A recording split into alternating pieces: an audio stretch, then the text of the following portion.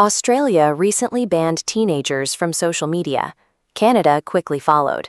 But while lawmakers celebrate cordoning off the newsfeed, an entirely different machine is quietly pouring concrete and copper across the globe.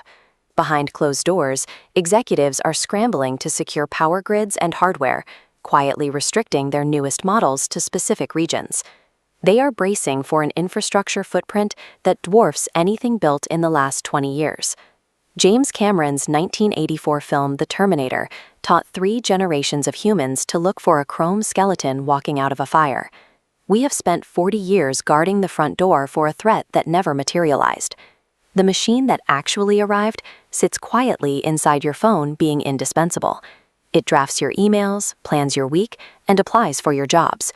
The real change entered through the back garden while we watched the horizon for a shotgun and a leather jacket. The old algorithms of Google and Facebook decided what you saw. A ranking formula in California sorted a list of 10 blue links, and that was the absolute limit of its jurisdiction.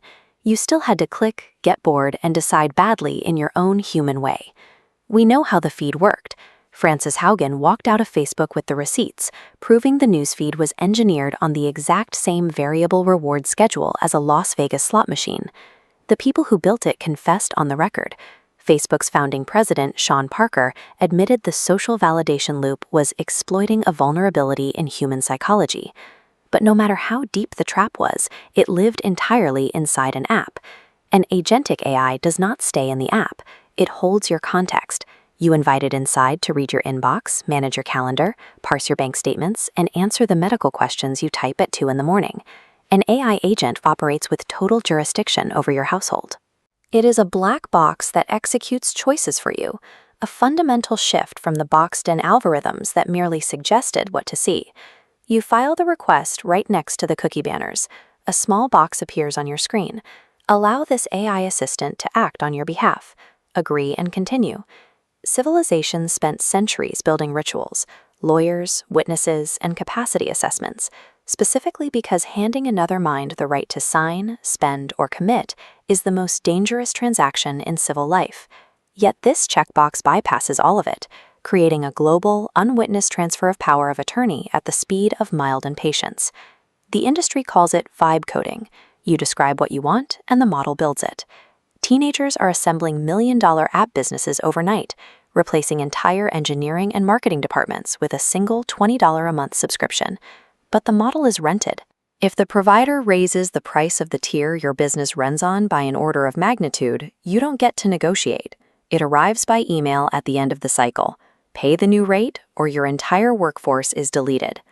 Deleting Instagram costs you a dopamine habit, but when an AI agent holds your client memory, your half-finished projects, and your financial context, leaving means starting over as a total stranger. The dependency is the business model, working exactly as designed. Every defining economic era mints its power by controlling a specific flow. John D. Rockefeller's Standard Oil controlled the flow of energy. J.P. Morgan controlled the flow of capital. Those industrial giants controlled physical inputs. Today, the companies building agentic AI are bidding to stand completely upstream. They want to control the flow of the decisions themselves. This image shows the trading floor of the New York Stock Exchange, where markets are currently pricing in this reality. Recent private tenders merged AI startups into aerospace companies at combined valuations exceeding $1 trillion. The premium isn't for rockets, it's the projected value of renting human judgment. Financial institutions estimate hundreds of millions of white-collar jobs are exposed to automation. If that happens, income tax receipts vanish. To fund a safety net for displaced workers, governments will have to borrow massive amounts of money by issuing bonds. The only entities holding enough capital to buy those bonds are the tech monopolies that captured the gains. The state pays interest to the winners of automation to compensate its losers. A pension plan for the displaced, financed by the displacers, at a premium. We used to be the consumers they targeted. Now, the human workforce is simply the overhead cost their algorithms are designed to eliminate.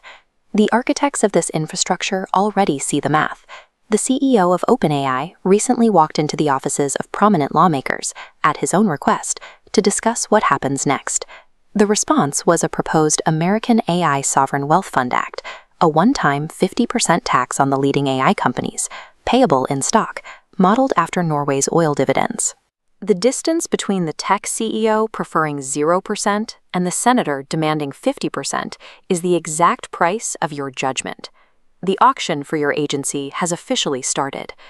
Nobody in these rooms is disputing whether a handful of companies will consolidate the economy. They are merely negotiating the public's share of the winnings. Age verification was the right answer to the social media newsfeed. The regulatory fight for AI requires decision gates. Any software that materially affects a person's credit, education, or healthcare must be halted before the final step. The principle is simple: no trace, no trust. The system must leave a clear, auditable record showing exactly whose incentives shaped the recommendation it just handed you.